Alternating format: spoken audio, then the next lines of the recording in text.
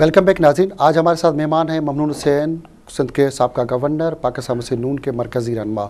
हमारी बात हो रही थी आमराना दौर की, आमराना सोच की। आमराना सोच के हवाले से मुस्लिम नून तो आमरों की खुद पैदावार भी है। मियाँ साहब ने शुरू में ज़ियालक को जो आमिर था, डिक्टेटर था, उसका साथ दिया। आगे जाके दूसरे डिक्टेटर ने आमिर ने उनको मुल्क से बदर भी कर दिया, बहुत तकलीफ़ें दी और आज वो अलग एक सोच की बात करते हैं। तो इस मुल्क के आमिरों को तो हम लोग सियासतदान जो खुद हैं, खुद दावत देते हैं, उनको सपोर्ट करते हैं, वही उनको आके गले पड़ते हैं, नुकसान देते हैं, जैसे खुद मियाँ साहब के साथ हुआ। तो इस आमिर सोच को हम लोग सियासतदान क्यों फ़रोग दे रहे हैं? तो क्यों सियासतदान उनको सपोर्ट करते हैं? और हर बार जब भी आमिर आया है तो हमारे मुल्क के सियासतदान ही, हमारे वडेरे जागीरदार, बहुत सारे जो आज अपने आप को बड़ा जमहूरियत का चैंपियन भी समझते हैं, वो खुद उसको सपोर्ट करते हैं। तो ऐसा क्यों करते हैं? देखिए, असल में अभी जो आपने बात की कि मियाँ साहब की उसी आमिराना दौरे हुकूमत में मंजर आम पर आए, ये हमारा एक अलमिया है। लेकिन ये कि भाई फैक्ट है कि हमारे यहाँ दो ऐसे लीडर पैदा हुए जिनको पूरे मुल्क में मकबूलियत हासिल हुई। उसमें पहले भुट्टो साहब थे, जुल्फ़िकार अली भुट्टो, वो भी एक आमिर की वतन से पैदा हुए। वो खुद चीफ एडमिनिस्ट्रेटिव ऑफिसर भी रहे। अयूब खां को नहीं, वो तो बाद में रहे हैं। वो अयूब खां को डैडी कहते थे। वो मुस्लिम लीग कन्वेंशन के जनरल सेक्रेटरी थे और वो एक तवील अरसे अयूब खां के साथ चले। लेकिन जब उनको ये एहसास हुआ कि ये ठीक नहीं है कि मैं एक आमिर के साथ चलूं और ये कोई सियासत इस तरह की करना ठीक नहीं है, फिर उन्होंने अपने रास्ते जुदा किए और पीपल्स पार्टी बनाई।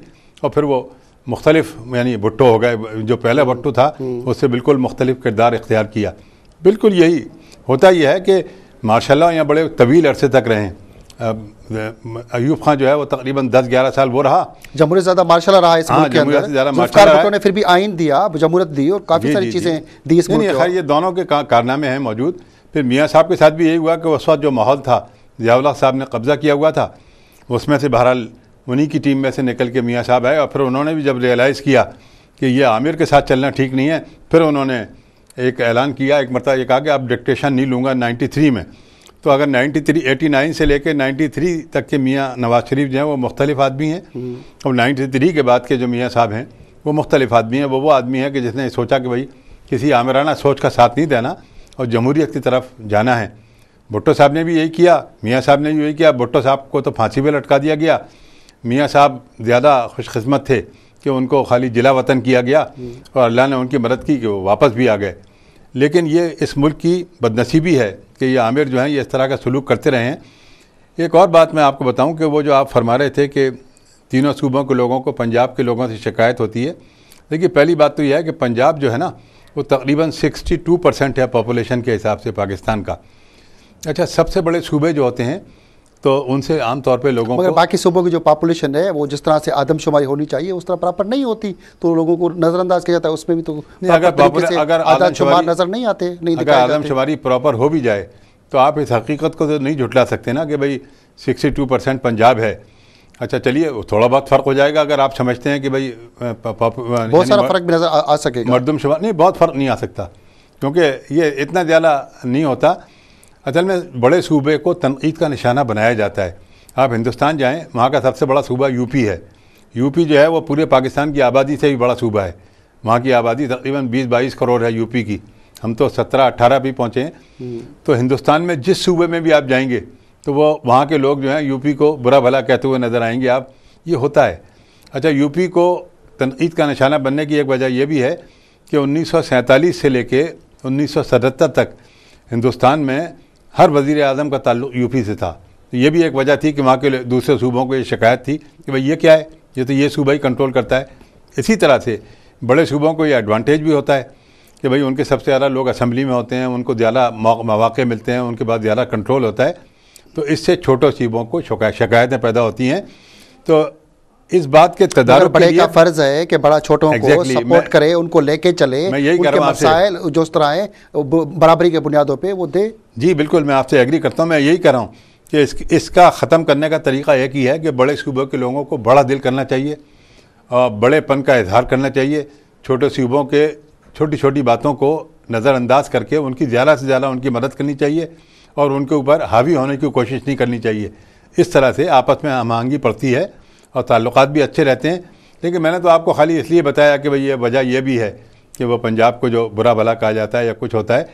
बहरहाल अब इस वक्त जो है अब भी पोजीशन ये है कि पंजाब एक वाहिद सूबा है जहाँ की हमारी पार्टी की हुकूमत है और बाकी सब जगह पीपल्स पार्टी की हुकूमत है, तीनों सूबों में भी और मरकज़ में भी।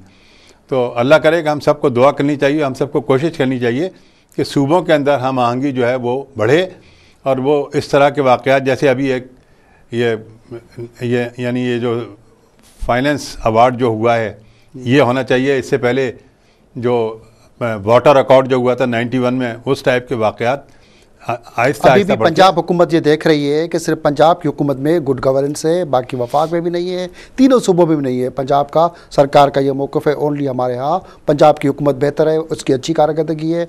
और पंजाब के जो मुखालफिन है, क्यों लीग वाले, हम ख्याल, ये वो सब उस पर इल्ज़ाम लगा रहे हैं कि जिन्होंने तबाही मचा दी है। मगर पंजाब हुकूमत पाकिस्तान की हुकूमत और बाकी सूबा हुकूमत को कारकर्दगी को अच्छा नहीं समझ रही, उनको करप्ट समझ रही है। इसको आप कैसे देखते हैं? जी, पंजाब हुकूमत की बात नहीं है।